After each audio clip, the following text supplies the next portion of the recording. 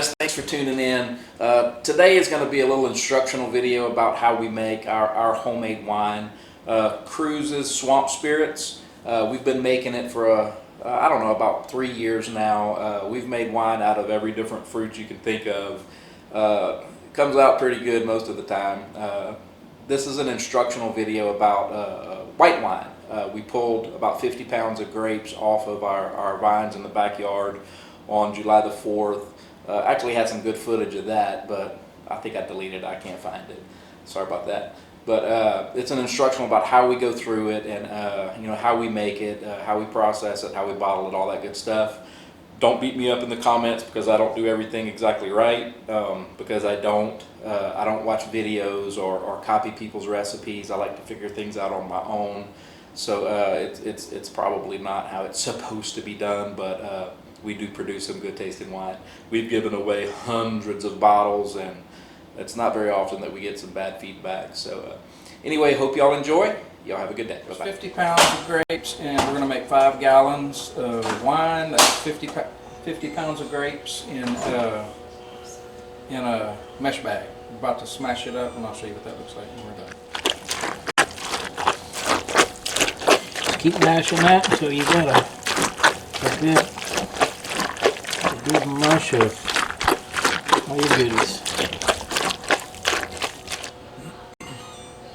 Alright, I've been mashing on that for about 15 minutes. It's as mashed as it's going to get. I'm going to get my ingredients together and get the sugar ready, and we'll show you some more in a sec. And for this particular recipe, we're going to use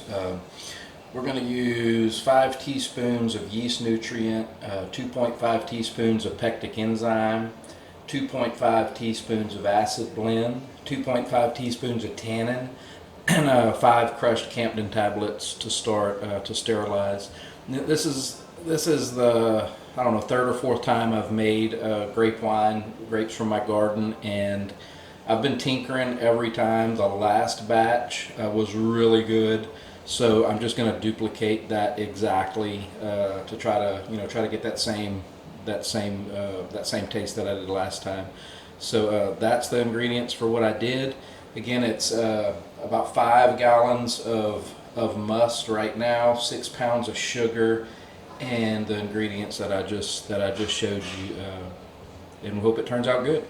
So we've added all our ingredients. I've dissolved 6 pounds of sugar in about a gallon of water, and we're going to add it, stir everything up real good, and take a specific gravity reading with the hydrometer. Boy, it don't look too pretty right now. It kind of looks like ditch water, but it sure smells good. And we're just going to stir everything up good so we can get a good specific gravity reading. All right, here's my sample, and drop my hydrometer in there. I just got a new one because I broke my old one, and they sent me this opaque little cylinder here, which I don't love because you can't get you can't see a live reading in there because it's opaque. But I get a ballpark, and I kind of mark it and then pull it out. It looks like our specific gravity is 1.10, which is going to equate to about 14% alcohol content, which is pretty doggone good for a wine.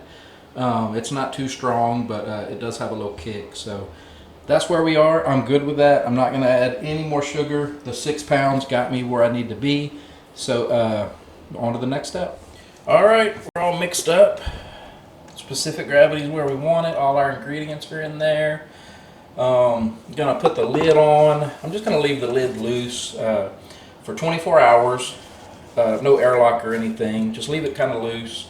Let those sulfites sterilize and do their work. And 24 hours from now, we'll add our yeast. We'll rehydrate our yeast and add them, and stick an airlock on there. And I'll show you what that looks like tomorrow. Thanks a lot. We're going to use, for our yeast, Lavalin EC1118. I usually use EC1113, but I don't have any, and I had this pack, so it's going to be just fine.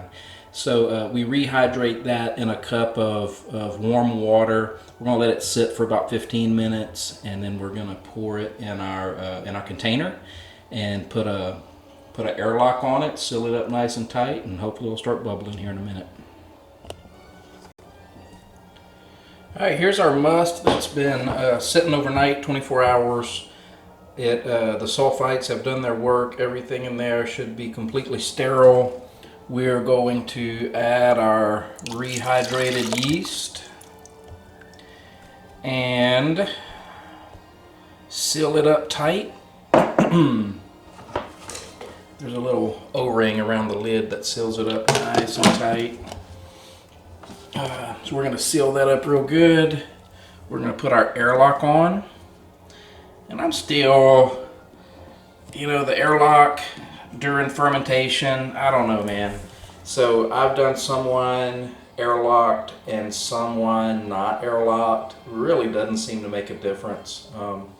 I like to see it bubble, so I like to know that the yeast are working. So it appears that there's enough oxygen in there, especially with me popping the lid off, stirring it every day, that there's no CO2 buildup or there's no issue with lack of oxygen with using an airlock during the primary fermentation. So I don't think it matters either way. I'm sure there's a lot of other people who disagree, but in my experience it really just doesn't matter. So anyway, I'll check back with you tomorrow. We're going to pop the lid and give it a stir, and hopefully by in the morning we'll start seeing some bubbles here in an airlock. It's been 24 hours since we put in the yeast, and we have a slow bubble. The yeast are probably still reproducing and just now starting to eat. The bubbles should increase. Tomorrow they ought to be bubbling pretty doggone good, but at least fermentation has started, and it looks like we're going in the right direction. So here it is. I'm going to take my sterilized spoon and just stir it up a little bit. Smells really good, but usually after you stir it that first time, it really activates those yeast, and that airlock will just go nutso. But anyway, I'm going to stir it up, put the lid and the airlock back on, and we'll check it again. So this is the day after our first stir, and it's bubbling pretty doggone aggressively. So those yeast are doing their job, and we're just going to let it bubble. I'm not going to pop it and stir it again until probably tomorrow. I'll stir it about every 2 days. But anyway, it's aggressively fermenting right now, making alcohol and CO2, obviously. Thanks a lot. This is day 3. It's bubbling a little bit more aggressively. I'm about to pop the lid and stir it with my big spoon, and I'm going to sterilize my spoon with a solution of star sand. But I'll show you what it looks like. It's going to be pretty ugly, but that's just part of it. All right, we're on day 4. It is bubbling really good, really aggressively. I'm going to give it a quick stir and put the airlock on. Ooh.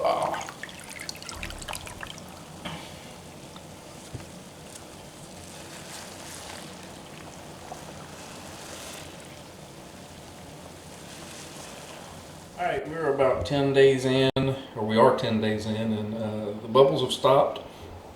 I'm going to pop the lid off and take a hydrometer reading. If the hydrometer reading is around 1.0, or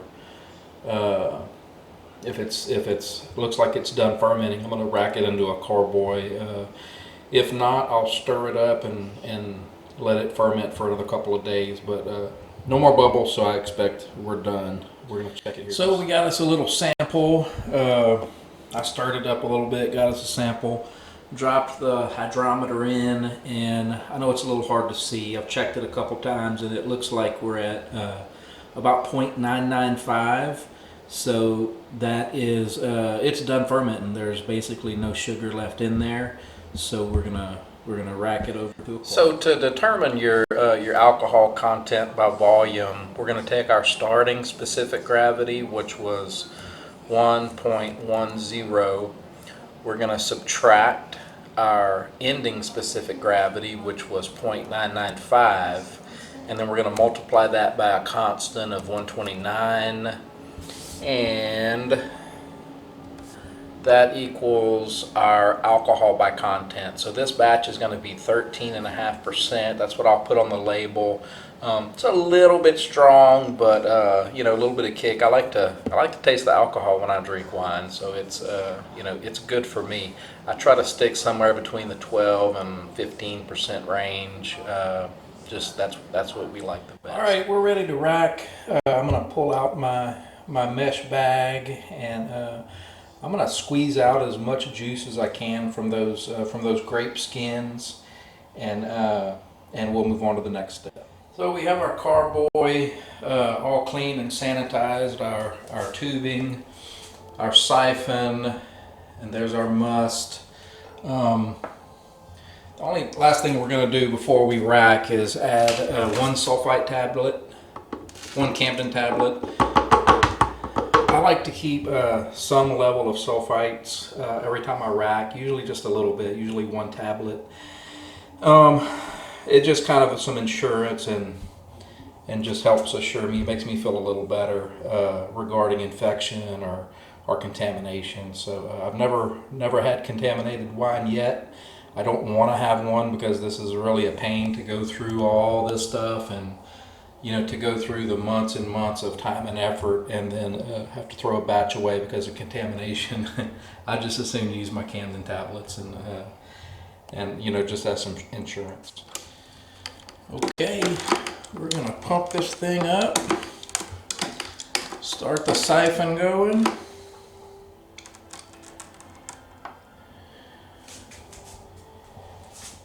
And there we go. This little process here is going to take probably about 5 or 10 minutes. I'll show you what it looks like. All right, we have everything racked over into our carboy. Got about, oh man, almost filled it up. I had to add about 3 pints of water to top it off, which is fine. It's cloudy, as expected. Typically going to let this sit for about 30 days, and we'll rack it again, check the clarity, another 30 days. Last time I made this grape wine, this white wine, I had to rack it 3 times before it, you know, was clear enough to bottle. But no hurry. I'm expecting for this to go about 3 months, and I'll come back and show you guys how we rack it again and do another carboy and all the good stuff that's at the bottom.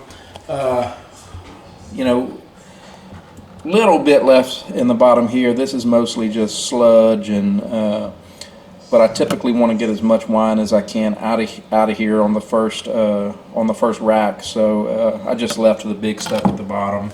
All that stuff will clear up. But anyway, we'll see you in about a month when we rack. Hey guys, it's been 30 days, so it's time to rack this grape wine. It's clearing up pretty good. It stopped bubbling a while back. Clearing up pretty good. A lot of dead yeast and particles down at the bottom. So we're going to rack it off of that stuff. We have our other carboy cleaned, sanitized, and our tubing and all that good stuff. And we'll get her to transfer. All right, we got her transferring over. Flowing good. Smells really good. I don't know if you can smell that, but I can. We were going to rack her up. We did put one crushed Camden tablet in the new carboy, and we'll show you what it looks like when we're finished. Put the airlock back on, lid, and we'll let her sit for another month. Alright, it's been about a month. Everything is cleared up pretty doggone good. There's a little bit of cloudiness, just a hair. A lot of stuff on the bottom, so I'm gonna rack it one more time, let it sit for another month, and then we'll bottle it. I'll show you what she looks like after we rack it. I don't want any sediment, or as little as possible, in my last racking before we bottle, so I'm gonna put my tip about, I don't know, 2 or 3 inches from the bottom, just to make sure I don't disturb any of that stuff down there. I'll leave a little bit of wine, you know, at the bottom of the bottle, but that's okay. Well, it's bottling day. Everything looks good. It is crystal clear. Smells so yummy. First thing we're going to do is add I'm going to add Camden tablets and some potassium sorbate because we're going to back sweeten just a little bit. And we're going to sanitize all of our equipment and our bottles and our corks and all that good stuff. And we'll get to bottling. Now here's our finished product. Beautiful golden brown color. Let's taste it.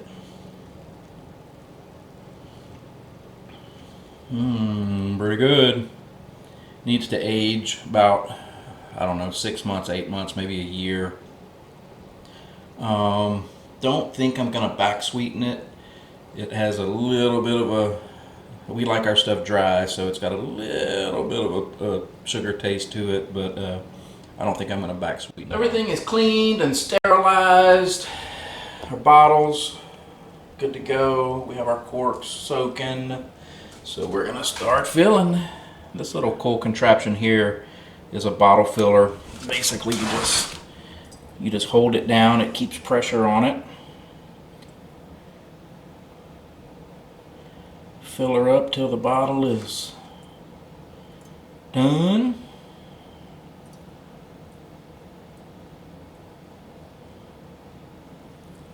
And move on to the next one. We have about 5 gallons of wine, which I think is going to end up to be about 30 wine bottles. So we're going to continue on with this and show you what it looks like. We ended up with 26 bottles of our grape. Everything looked good. We did a little sample. It tasted great. We're going to let it age for, we'll probably crack one open around Christmas time. So maybe about 3 months, but I like to let them age for about a year. But I usually get impatient and have to test them out before then. Also, we have right now we have some peach wine, strawberry wine, blueberry, plum, and pear. And all of this is ready except the plum. The plum needs to age for, I don't know, probably another 4 or 5 months. But that's what we have racked right now, and we got a lot of bottles of each. So if I come up with anything new or something special that we want to try, I'll make another video. Hope y'all enjoy. Have a good day.